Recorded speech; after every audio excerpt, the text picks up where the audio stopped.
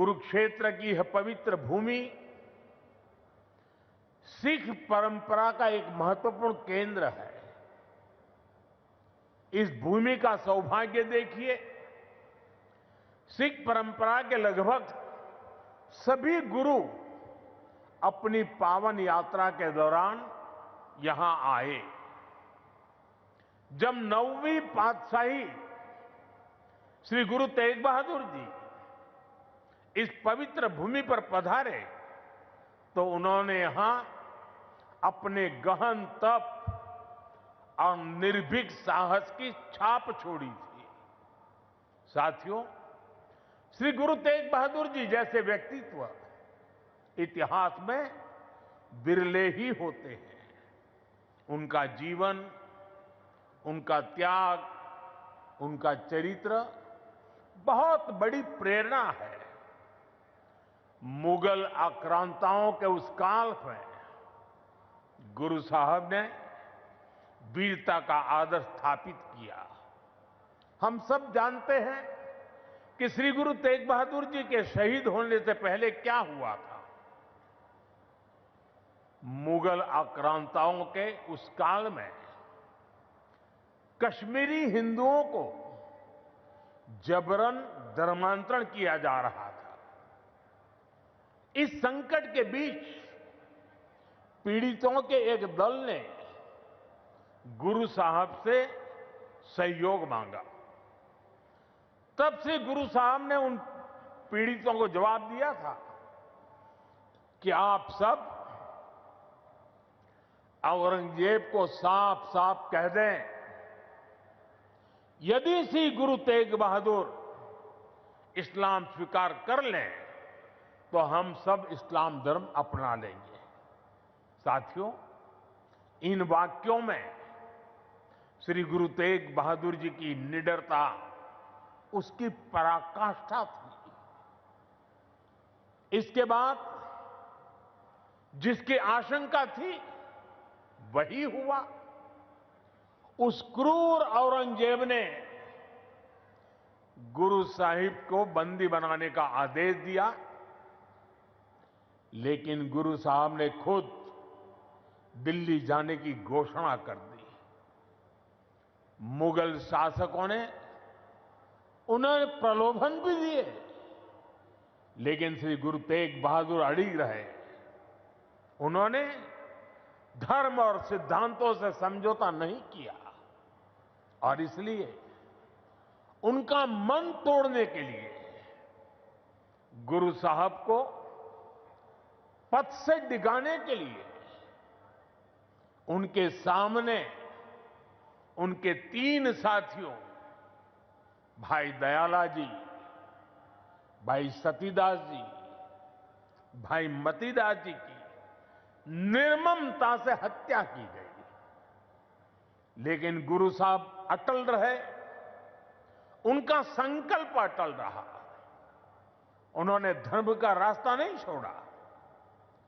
तब की अवस्था में गुरु साहब ने अपना शीश धर्म की रक्षा को समर्पित कर दिया। साथियों, मुगल इतने पर ही नहीं रुके थे। उन्होंने गुरु महाराज के शीश को अपमानित करने का भी प्रयास किया, लेकिन भाई जेता जी ने अपने पराक्रम के बल पर उनके शीश को आनंदपुर साहब पहुंचाया। इसलिए ही श्री गुरु गोविंद सिंह जी ने लिखा है, तिलक जंजू राखा प्रभता का, तेग बहादुर सी क्रिया करीन किनु आन। इसका अर्थ था कि धर्म का तिलक सुरक्षित रहे, लोगों की आस्था पर अत्याचार न हो, इसके लिए गुरु साहिब ने सब कुछ न्यौछावर कर दिया। साथियों, आज गुरु साहब की इसी बलिदान भूमि के रूप में आज दिल्ली का शीशगंज गुरुद्वारा हमारी प्रेरणा का एक जीवन स्थल बनकर खड़ा है।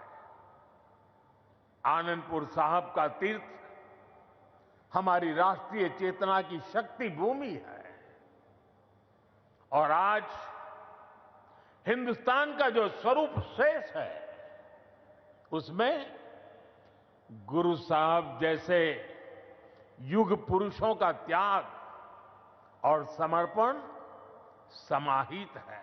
साथियों, हमारे गुरुओं की परंपरा हमारे राष्ट्र के चरित्र, हमारी संस्कृति और हमारी मूल भावना का आधार है और मुझे संतोष है कि पिछले 11 वर्षों में हमारी सरकार ने इस पावन परंपराओं को, सिख परंपरा के हर उत्सव को राष्ट्रीय उत्सव के रूप में भी स्थापित किया है। हमारी सरकार को श्री गुरु नानक देव जी के 550वें प्रकाश पर्व पर, श्री गुरु तेग बहादुर साहब जी के 400वें प्रकाश पर्व और श्री गुरु गोविंद सिंह जी के 350वें प्रकाश पर्व को भारत की एकता और अखंडता के उत्सव के रूप में मनाने का अवसर मिला। पूरे भारत के लोग अपने मत, परंपरा और मान्यताओं से आगे बढ़कर इन योजनाओं में सम्मिलित हुए हैं। साथियों, हमारी सरकार को गुरुओं से जुड़े पवित्र स्थलों को भव्यतम और दिव्यतम रूप देने का सौभाग्य भी मिला है। बीते एक दशक में अनेक ऐसे अवसर आए हैं जब मैं व्यक्तिगत रूप से गुरु परंपरा के आयोजनों का हिस्सा बना। कुछ समय पहले जब अफगानिस्तान से गुरु ग्रंथ साहब के 3 मूल स्वरूप भारत आए थे तो यह हर देशवासी के लिए गौरव का क्षण बना था। साथियों, हमारी सरकार ने गुरुओं के हर तीर्थ को आधुनिक भारत के स्वरूप से जोड़ने का प्रयास किया है। करतारपुर कॉरिडोर का काम पूरा करना हो, हेमकुंड साहिब में रोपवे प्रोजेक्ट के निर्माण करना हो, आनंदपुर साहब में विरासत-ए-खालसा संग्रहालय का विस्तार हो, हमने गुरुजनों की गौरवशाली परंपरा को अपना आदर्श मानकर इन सारे कामों को पूरी श्रद्धा से पूरा करने का प्रयास किया है। साथियों, हम सभी जानते हैं कि कैसे मुगलों ने वीर साहिबजादों के साथ भी क्रूरता की सारी सीमाएं पार कर दी थी। वीर साहिबजादों ने उनको दीवार में चुना जाना स्वीकार किया, लेकिन अपने कर्तव्य और धर्म का मार्ग नहीं छोड़ा। इन्हीं आदर्शों के सम्मान के लिए अब हम हर साल 26 दिसंबर को वीर बाल दिवस मनाते हैं। क्यों? हमने सिख परंपरा के इतिहास और गुरुओं की शिक्षाओं को राष्ट्रीय पाठ्यक्रम का हिस्सा भी बनाया है ताकि सेवा, साहस और सत्य के ये आदर्श हमारी नई पीढ़ी की सोच का आधार बने। साथियों, मुझे विश्वास है कि आप सभी ने जोड़ा साहिब के पवित्र दर्शन जरूर किए होंगे।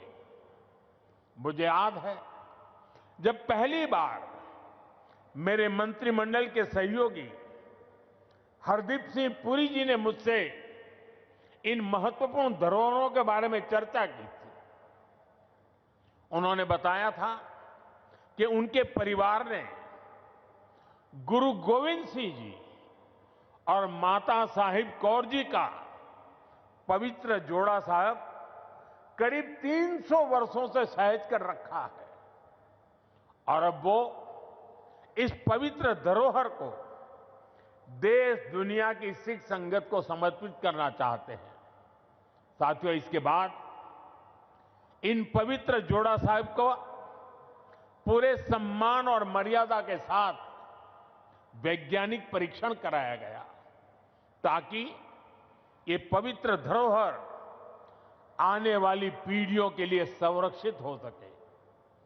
सभी तथ्यों को देखते हुए हमने यह सामूहिक निर्णय लिया कि इन पवित्र जोड़ा साहिब को तख्त श्री पटना साहिब को समर्पित किया जाएगा, जहां गुरु महाराज ने अपने बाल्यकाल का एक लंबा समय बिताया था। पिछले महीने एक पावन यात्रा के रूप में गुरु महाराज के ये पावन जोड़ा साहिब दिल्ली से पटना साहिब ले जाए गए और वहां मुझे भी इन पवित्र जोड़ा साहिब के सामने अपना शीश नवाने का अवसर मिला। मैं इसे गुरुओं की विशेष कृपा मानता हूं कि उन्होंने मुझे इस सेवा का, इस समर्पण का और इस पवित्र धरोहर से जुड़ने का अवसर दिया। गुरु तेग बहादुर साहब जी की स्मृति हमें यह सिखाती है कि भारत की संस्कृति कितनी व्यापक, कितनी उदार और कितनी मानवता केंद्रित रही है। उन्होंने सर्वत का भला का मंत्र अपने जीवन से सिद्ध किया। आज का यह आयोजन सिर्फ इन स्मृतियों और सीखों के सम्मान का क्षण नहीं है, यह हमारे वर्तमान और भविष्य के लिए एक महत्वपूर्ण प्रेरणा भी है। गुरु साहब ने सिखाया है, जो नर दुख में दुख नहीं माने, सो ही पूर्ण ज्ञानी। यानी जो विपरीत परिस्थितियों में भी अड़िग रहता है, वही सच्चा ज्ञानी है, वही सच्चा साधक है। इसी प्रेरणा के साथ हमें हर चुनौती को पार करते हुए अपने देश को आगे ले जाना है, अपने भारत को विकसित बनाना है। साथियों, गुरु साहब ने ही हमें सिखाया है, भय काहू को देत न भय मानत आन। यानी हम न किसी को डराएं और न किसी से डरकर जिए। यही निर्भयता समाज और देश को मजबूत बनाती है। आज भारत भी इसी सिद्धांत पर चलता है। हम विश्व को बंधुत्व की बात भी बताते हैं और अपनी सीमाओं की रक्षा भी करते हैं। ये विषय नशे का है, ड्रग्स का है। नशे की आदत ने हमारे अनेक नौजवानों के सपनों को गहरी चुनौतियों में धकेल दिया है। सरकार इस समस्या को जड़ से समाप्त करने के लिए सारे प्रयास भी कर रही है, लेकिन यह समाज की, परिवार की भी लड़ाई है। और ऐसे समय में श्री गुरु तेग बहादुर साहब की शिक्षा हमारे लिए प्रेरणा भी है और समाधान भी है। हम सब जानते हैं कि जब गुरु साहब ने आनंदपुर साहब से अपनी यात्रा प्रारंभ की, तो उन्होंने अनेकों गांवों में संगत को अपने साथ जोड़ा। उन्होंने ना सिर्फ उनकी श्रद्धा और आस्था का विस्तार किया, बल्कि इन क्षेत्रों में रहने वाले समाज का आचरण भी बदला। इन गांवों में रहने वाले लोगों ने हर तरह के नशे की खेती छोड़ी और गुरु साहब के चरणों में अपना भविष्य समर्पित किया। गुरु महाराज के दिखाए इसी मार्ग पर चलते हुए यदि समाज, परिवार और युवा मिलकर नशे के खिलाफ निर्णायक लड़ाई लड़ने का काम करें, तो ये समस्या जड़ से समाप्त हो सकती है।